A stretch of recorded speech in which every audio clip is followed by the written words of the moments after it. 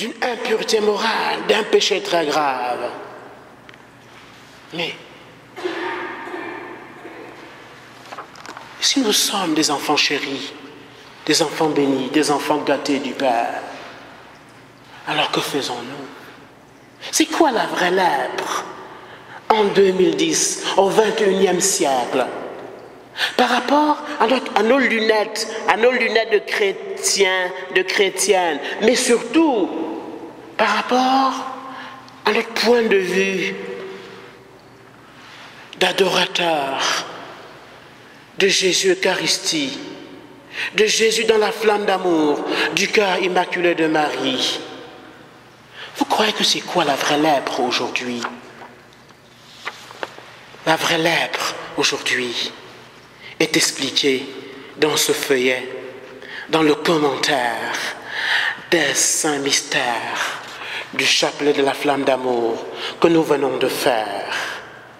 La vraie lèpre d'aujourd'hui, comme elle est décrite effroyablement au quatrième mystère douloureux, c'est les œuvres de Satan qui font comment?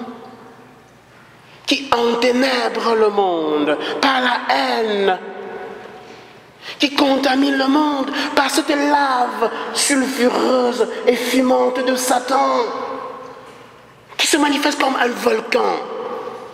volcan, qui produit un renversement de valeurs, un monde renversé, un monde qui contredit les commandements de Dieu, de l'Église.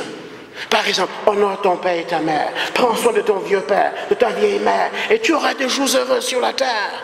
Et maintenant, un monde qui essaie de créer des lois pour que tu tues ton père, je trouve qu'il est trop souffrant, il n'a plus de dignité, il n'a plus de qualité de vie, mais il a l'Alzheimer.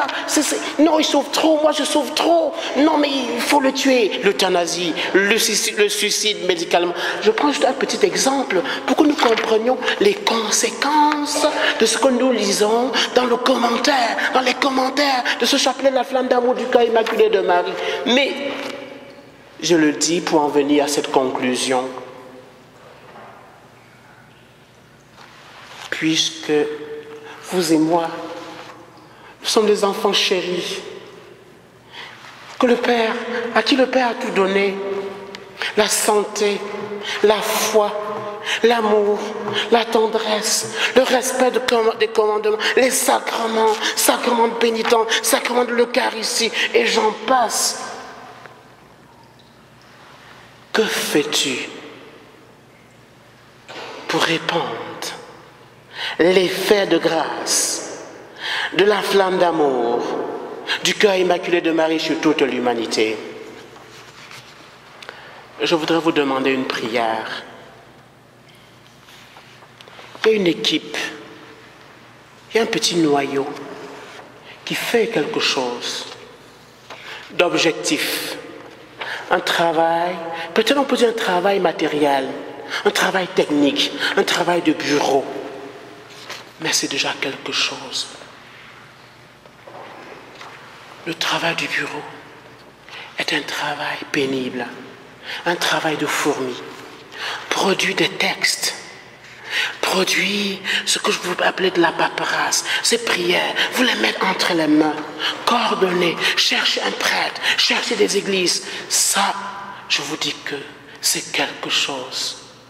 C'est un travail pénible, qui peut devenir douloureux. Quand vous n'avez pas le prêtre à la première main, quand vous devez chercher le prêtre jusqu'à la dernière minute, on peut en perdre le sommeil. Je voudrais que les plus jeunes parmi vous se joignent à ce noyau pour les aider bénévolement à la logistique matérielle, parce que les plus anciens parmi vous, nuit et jour, prie le chapelet avec la supplique pour que la Vierge Marie ainsi que son Fils Jésus puissent vaincre ce combat contre Satan.